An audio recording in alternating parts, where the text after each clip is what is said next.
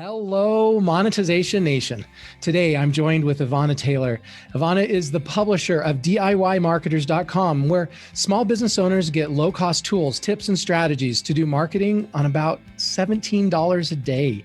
Her popular Bizapalooza chat, weekly Twitter chat, teaches about 2 million small business owners each week.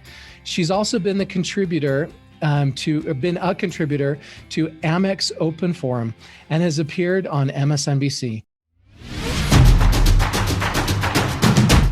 Thank you so much for joining us today, Ivana. Thank you for having me, Nathan. I'm so excited to be here. Can you start off by sharing with us something that you are super passionate about? I am super passionate about saving money and getting a lot of bang for my buck, but I really want to clarify something. I am not cheap. There's a difference. Using it wisely. Using it wisely. So you can't see my house. I have some very expensive things in this house. I am not cheap. It's not about not spending money. It's about getting the most bang for your buck. Like there's nothing like getting a good deal, doing big things for little amounts of money. And I am nuts about that, personally and professionally. All right. Can you tell us your story, your journey to become an expert at DIY, inexpensive but super effective marketing? Well, you know, Nathan, I started out in manufacturing. And what you may not know about manufacturers is that they actually are really passionate about machines, and they're not really passionate about marketing.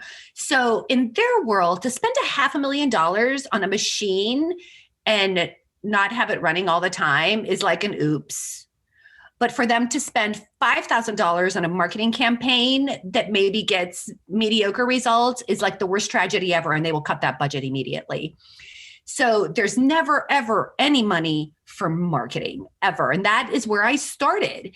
And the other thing I noticed about the manufacturing world, and this might be true for B2B, is like they think, I don't know who they think makes these decisions, right? Because the marketing is so doggone ugly, right? It's got a picture of a machine, or it's got some analogy of people like going down a waterfall, like these analogies that make no sense. And it looks like, you know, some high school kid did it, you know, on their home computer. And it's so there was like this understanding that B2B, and by the way, my degree is in industrial marketing, right? So there's like this assumption that a buying center makes a decision. These nebulous non-humanoids somehow decide very logically that they're going to buy something. And it's often like, it doesn't have to be pretty. And that never sat well with me. Never, ever, ever. People make buying decisions. And they usually don't have a complex rubric that's helping them make that decision. No. And like what the visual I always thought of myself is, here is this purchasing guy who works for like ABC widget company, Acme, like from the what's his name? Wile oh my Coyote. God, the Coyote, right?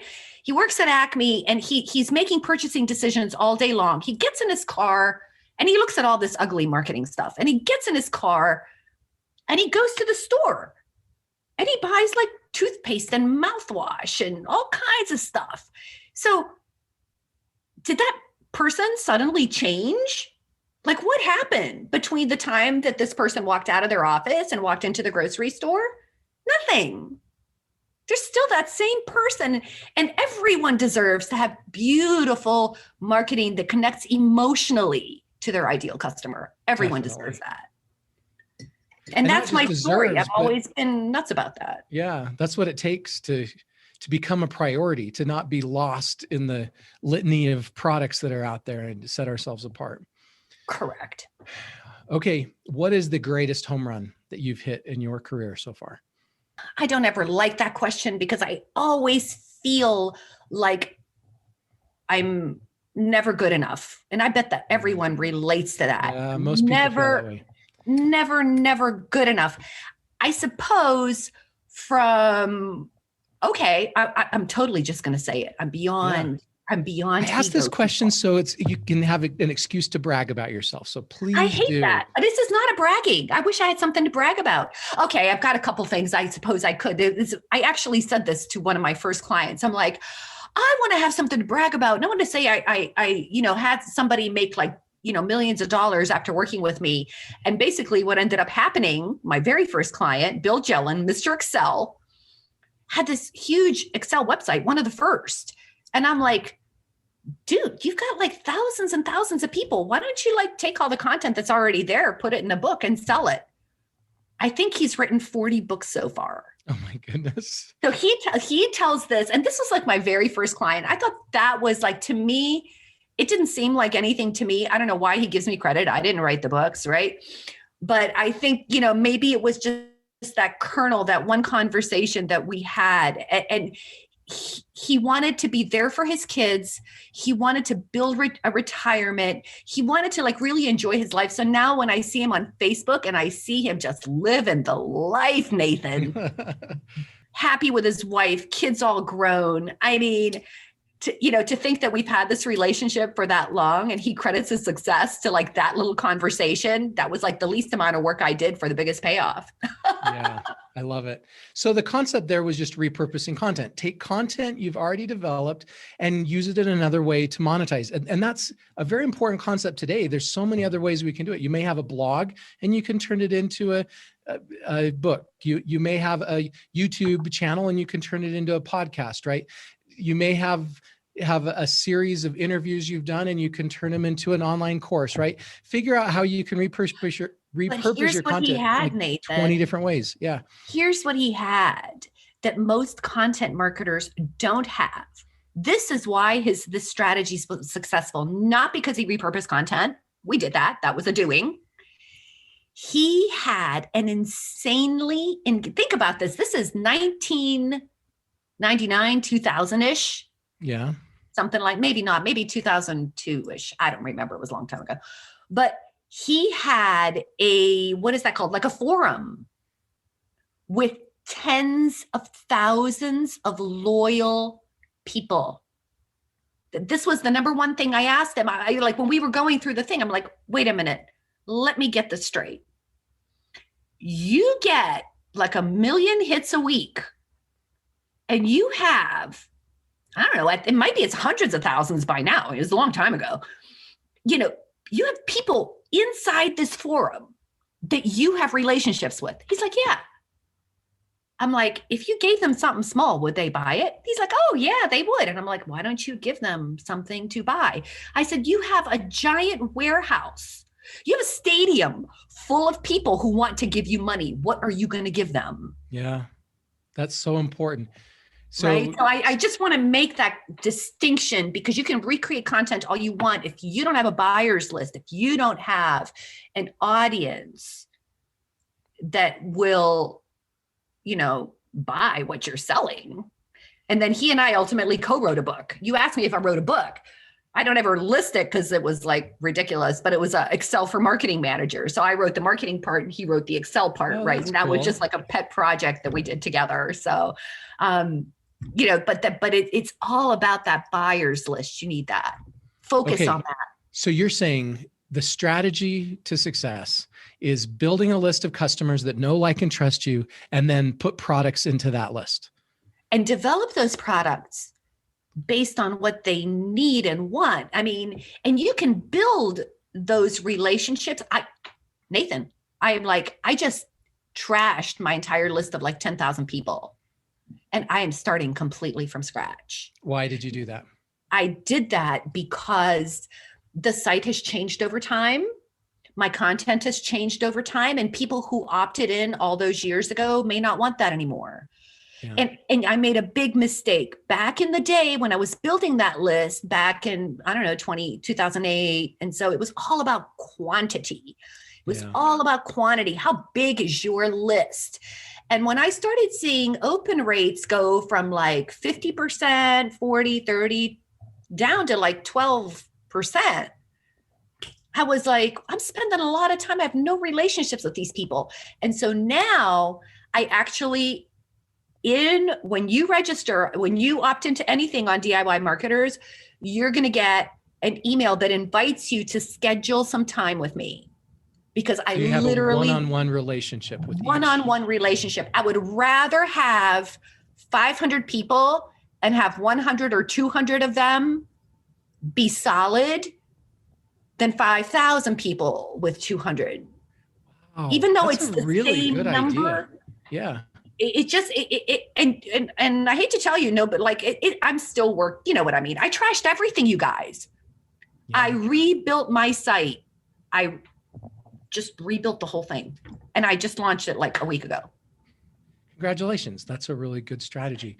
What is the biggest failure or mistake that you've made in your career, and what did you learn from it? The biggest mistake I did was I started DIY Marketers, and it was supposed to be a membership site.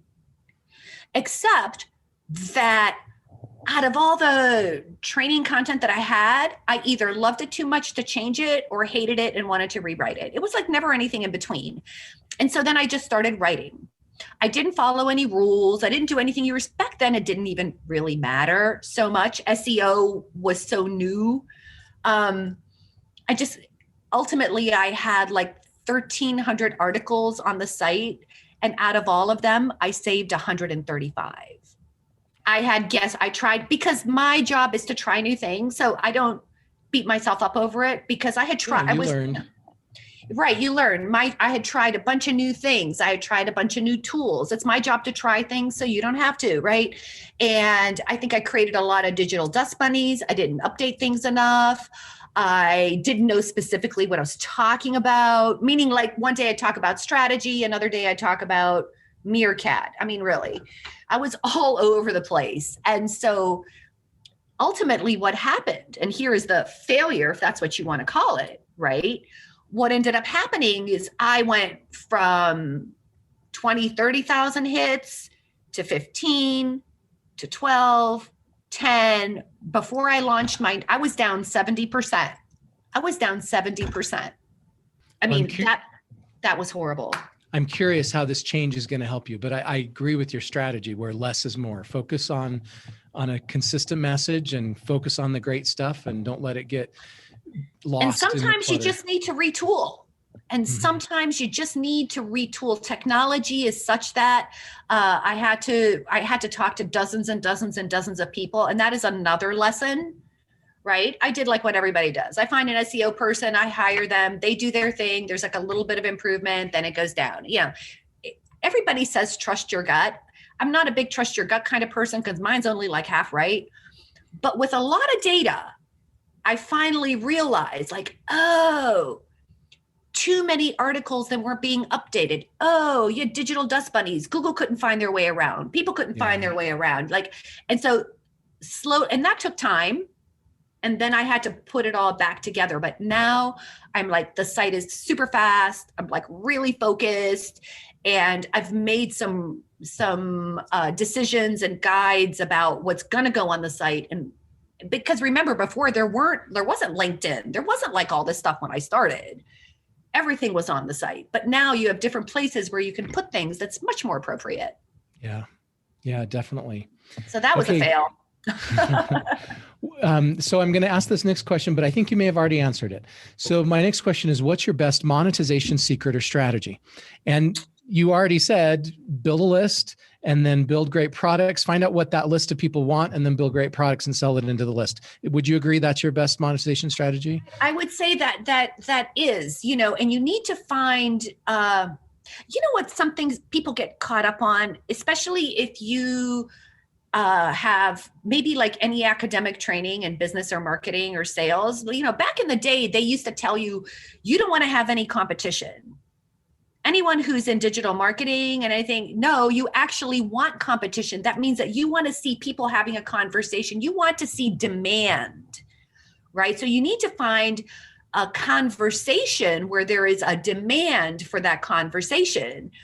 And then you have to put your own spin on that. So I'm really, really all about focusing the more, and it was really hard for me to say, okay, I'm really just going to talk about tools and then certain tools. And, you have to really, really focus on what can I say about tools that someone else has not already said that's going to be valuable. So, but by all means, building a buyer's list, building an email list, because email list people are buying people. People on social media are not buying people. You don't own those. What do you feel is the biggest tectonic shift that is changing the business landscape today? When we were first starting to automate things, I'm not even talking about email. I'm talking about all kinds of things, right? And I was talking to a programmer, and the programmer said to me, technology, that technology is working when it becomes invisible. Yeah. When it becomes integrated into your life and it becomes invisible. And I've always remembered that. And so I think that, a little tiny baby shift that we've already been in and we are continuing to go through is you start seeing things becoming invisible. Our refrigerators can order groceries. There are these tools we're on a computer right now, but who knows what's going to happen. We can just as well do this on a cell phone. I carry my entire business on a cell phone. It's crazy, but I think the shift that we're making that's tectonic, the technology is moving a little bit faster than our behavior. And so the shift that small business owners have to make, and they've actually had to do it with this pandemic, like on a dime, right? Yep. The shift they've had to make is to suddenly, to incorporate the digital landscape inside their work. And so you're going to start seeing, obviously AI is everywhere, but I just gave an example. I've been exploring writing tools and writing bots forever and ever. I've never seen anything like I've seen this particular conversion.ai. I mean, it's writing cohesive sentences. Yep. Right? You have to check it for facts. You have to check it for, your own knowledge, of course. But it is writing complete and whole sentences. The thing has written books. The thing has written all kinds of stuff where like 40% of your content is written by a robot. So I see AI making certain decisions for us. So whereas we talk a lot about analytics and hacks and things, I think the inclusion of AI and having it be integrated with so many tools, you're going to start seeing decisions become obvious. Like your computer can just say, you need to send an email and it needs to be about X, Y, and Z. Like I could see your computer giving you a potential email to write based on the data that your audience is. Now, the only problem with that is that's like all the good stuff for the folks who are into that kind of thing. For the folks who are not into that kind of thing, it's going to be a slog. Yeah. It's going to be a slog. And of course, another thing I worry about, I don't know that it's at the very same time as we're becoming more dependent on technology, right? So I just had this whole conversation about how technology makes your life easier and AI and all this stuff. I got to tell you, the things we never talked about during this pandemic was how helpful technology was. All it takes is the press of one button for the grid to just go down. Yeah. So I always also say, as much as you need to prepare for doing your business in a virtual way, in a touch-free way, for convenience, if anything, you need to always think about what happens. I see that's my manufacturing background. We call that failure modes effects analysis. You do a plan for the things that can go wrong. Yep. And what can seriously go wrong is your payment system can go down. You can't talk to your customers. The internet goes down. How will you sell? What will you do? And I've noticed that we kind of ignore that. I don't know what your thoughts. I don't know if I'm addressing these shifts, but these are maybe very practical. These are potentially tectonic shifts. Yeah, for sure. So what you're talking about is preparedness. You're talking about, and maybe I'm missing it, but at the heart or core of what you're talking about is is taking a moment as a business owner and stepping back and saying, what are the most catastrophic things that could happen to my business? And then what can I do now to mitigate those? And there are some businesses that have done that. They've stepped back and they've made sure that they have the right backups of their data in case some hacker got in and put ransomware on their server. They made sure that they had delivery orders, right? And they could deliver people to their houses in case people couldn't come into their stores, right? There are businesses and grocery stores that were able to weather the pandemic so much better because they were prepared. They had alternate means to sell to people. And then that product that some people used became something that everybody wanted to use. And that's really important, is nobody thinks that disaster is going to happen to them. It's this concept of does that, right? We hear about airplanes crashing and people getting in car accidents, but nobody really believes that's going to happen to them. But if you look at over a lifetime, all of the different crises that people go through and you take the averages and percentages, the chance of us going through major crisis in our lives and our business is much, much larger than us not going through that. And yeah, so, and I don't mean to be a downer about it. I really don't. But out of talking to, I've done so many of these podcasts, so many of these panels, so many of these things during this pandemic. And the one thing I consistently hear is, I wish I had a slush fund. When we were missing toilet paper, sometimes just in time is not the right answer. Right. And that's why we ran out of toilet paper, because we had technology and everyone was like, oh, inventory is bad. We don't want inventory. And I'm always like, I don't know, kind of like, I got a couple things of toilet paper because I want to have some inventory. Right. So I think that we got a little too comfortable. The number one thing I heard people say is, I wish I'd had a slush fund. And I think that a lot more people, I know I am for sure, have taken steps in their business to make sure that there's money there. I know I'm being really practical and pragmatic. You can see my value. What's the most bang for your buck? And it's not going to be buying some new fancy thing. And it's not going to, I believe I'm always about thinking it through. What is that? What is that saw? Sharpen the saw, right? Yeah. Stephen Covey from 7 Habits of Highly Effective People. Spend your time sharpening your saw. And I think instead of doing it all in big things, just like one small thing. Yeah. Always like, I have a coach who's like I have a client who's a very, very successful coach. And she always says to her clients, stay in the step you're in. Yeah. So pick one thing, double down. Okay, so I'm hearing 3 really great bits of advice here. You said basically take a little bit of time and get prepared, and especially put a little bit of money away for a rainy day. And you talked about sharpen the saw. So what you're saying there is reinvest in yourself, learn something new, invest in developing a new core competency, right? Invest in. And the concept there is so that instead of it taking a long time to saw down a tree with a dull saw, invest in sharpening your saw so you can saw it down in a very short period of time. Exactly. Tay, honestly, I'm waiting for you to ask me the question like everybody does. How do you do marketing on $17 a day? I'm getting there.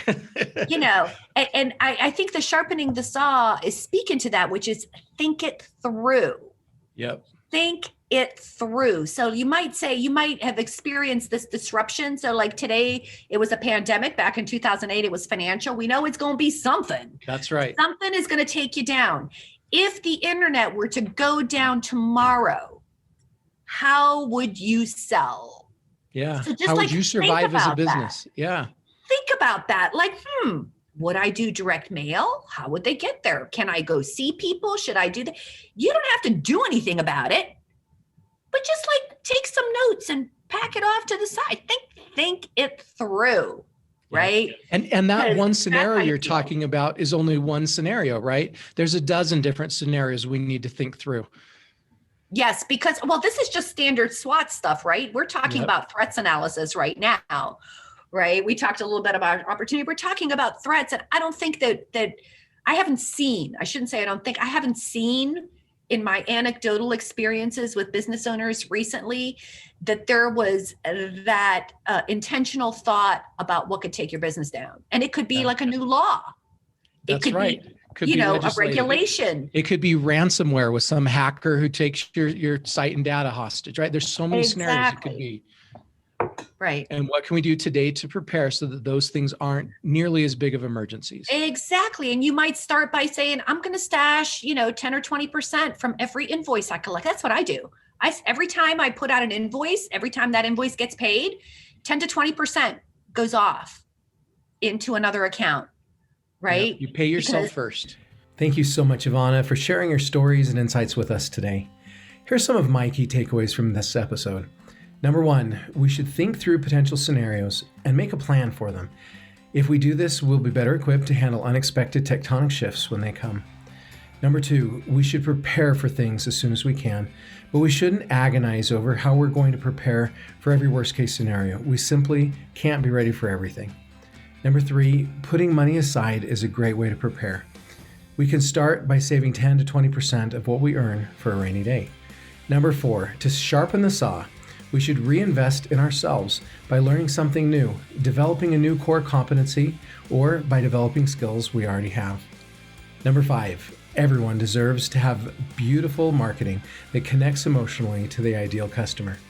Number six, repurposing content is a great strategy to get information to people in different accessible formats. And number seven, we should ensure we have the right audience, organized content, and that our content and products fit our audience's wants and needs.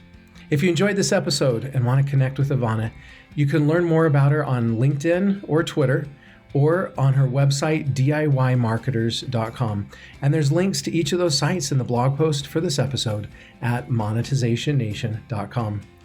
You can also get a free ebook about passion marketing and learn how to become a top priority of your ideal customers at passionmarketing.com. You can also subscribe to Monetization Nation on YouTube, Instagram, Twitter, our Facebook group, and on your favorite podcast platform. Thank you so much for joining me for this episode. I wish you success as you work to build your venture. Do you want to become a better digital monetizer? To receive great monetization stories and secrets, please go to monetizationnation.com and join free. And if you liked today's episode, please subscribe to the show and share it.